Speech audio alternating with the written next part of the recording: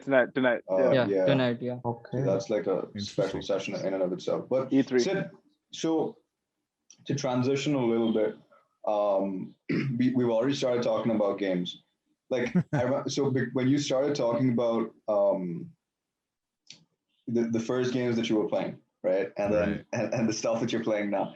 So tell me the first game that you played. What was the first game that you played? If you can remember. First game, if I could remember, Tetris. Tetris. that could not be a game, but yeah, I mean, if you want to call that a Let's game, call it- let's take Tetris. Let's take Tetris. It is, Old yeah. school It's an platformer. experiment. For sure. Yeah. That's Puzzle something that's gonna Scientists that's gonna experimented age in. you. That's gonna age you really well. People are gonna know. Wow.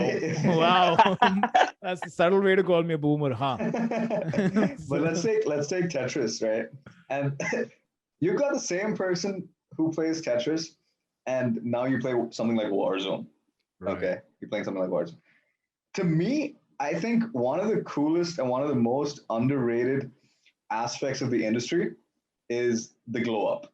Okay, Oh, yeah. I don't think people. I mean, I see a lot of videos on YouTube and stuff where like they do like a this is what it used to be in 1990, and I look at it now, look at the Yeah. graphics, look at this, look at that. But I feel like this is a conversation that can be had not just within the gaming space, but just in general, just Right. as an industry that has evolved to this degree, right? So you Right. have who's someone, and pretty much across the board, everyone here, because I think the speed at which the gaming industry has evolved in terms of its games and the mechanics and the world and art and graphics has been exponential. The speed is crazy. But for you, Right. as someone who remembers I playing see. Tetris, and then now you're playing this high fidelity AAA Warzone, like 100 players in a server. Like, what is the thing that hits you the most about? Do you think about that? Do you think about the The range? whole dynamic, yeah. I mean, high fidelity, not so much, by the way, because I'm still waiting for Activision. If you're watching this, please ban hackers. There's no fidelity with that for sure. And yeah, I mean, the gaming industry has evolved I mean, it's aged like wine, if you will.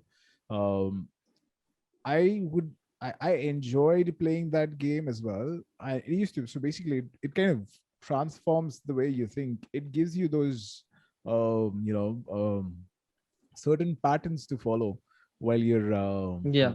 it kind of it programs your I mean, the mind that, game has sustained for like so long. They just released yeah, like a battle royale version of that game. yeah. What? So Tetris Battle has royale a version of battle. Tetris? It's called What? Tetris 99 something. right. What? Oh wait, I did see a video on this. I Dude, you mean, gotta put yeah, up gameplay. that's the most sold game ever, right?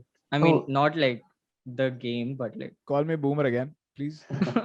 so so yeah, I mean, so Tetris started there, and now it's like Vibhav said, it's turning into a battle royale version, and now I've turned into a battle royale version of myself as well, because Yeah.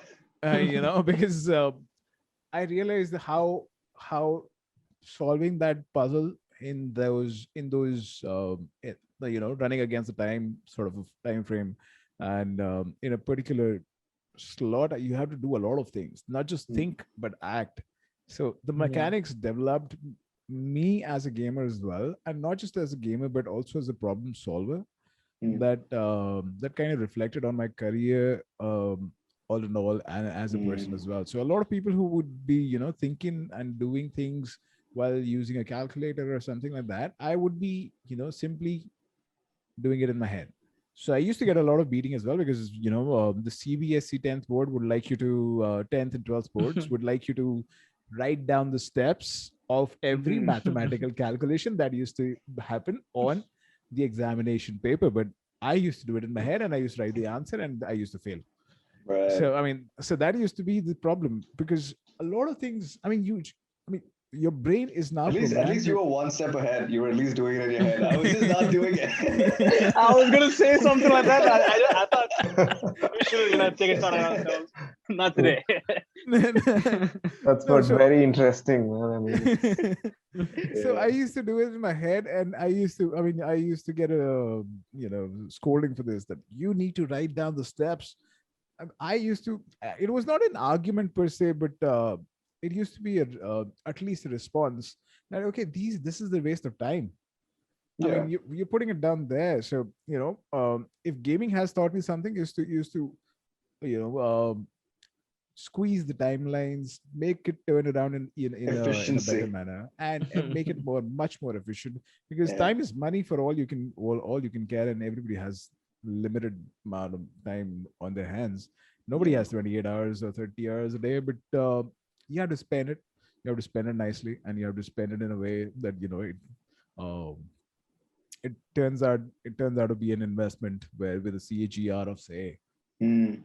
100,000%. Who knows? But that's what it is. So investing a time in this kind of conversation, or investing my time in a live stream where I'm even if I'm sitting with say 3 viewers or 4 viewers, that's the kind of quality conversation that I would like to have with people as well. So as like I said, coming from Tetris, now Warzone, um it has transformed the way I think, and it has given me the patterns. I think a lot of people are still evolving Mm. through, and even the Twitch study. There's the study by Twitch that says I think 35 to 40%.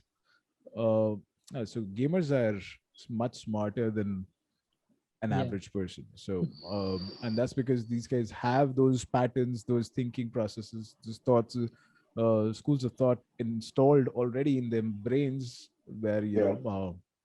they just don't have to worry about anything else. But Right. yeah, I mean, given the whole toxicity surrounding a lot of communities these days, I don't think that is going to stay true for long. But again, Right. Why? It is gaming mostly unwarranted for the. Why do you say that though? That it won't stay because the nature of games might change. Is that no, nature of the games, the natures of the games that we're playing right now, those are evolving. Fortnite, for example, it's a metaverse. It's not just a game anymore. Yeah. Even Call of Duty is also evolving into a metaverse because Rambo came in, and then Yeah. Die Yeah. Hard crossover also happened. So all these things are evolving. All the games are evolving, and but I mean, there is a psyche that is attached to all the gaming at a very basic level, which kind of pulls you down instead of letting you evolve into a proficient person, or Mm. a person who I has much more capabilities up their sleeve than they can imagine. So I mean, people turning toxic, they're running around in circles. They have a very small box of understanding and a very very tiny a lens to look through, and that's how they're looking at the world right That's now. So which actually is kind of I very interesting. Yeah, we will go on. yeah. please So say. yeah. What I think is basically most of the people that make comments about video games are half the time not even aware about the Mm. video games themselves, Right. and they just Right. consider like somebody else's opinion about. So I'll relate this with an example.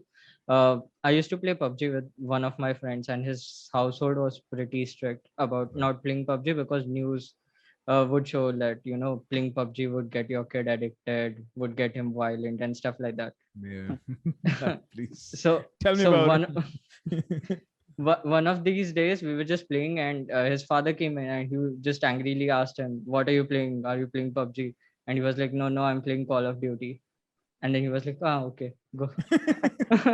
so, so So like that there is a yeah, sorry. loss of context over there, I Yeah. believe. I mean, that's what I was Yeah. gonna say. Like at the end of the day, like I think that's a whole world in and of itself, which is how character of an individual or human character is impacted and kind of changed Right. um, through exposure in video games, right? Exactly. And I think Nathan is someone who's probably done or maybe done a little more research, at least from a certain angle, I guess, from the mental health angle. He's been doing some research and having some conversations.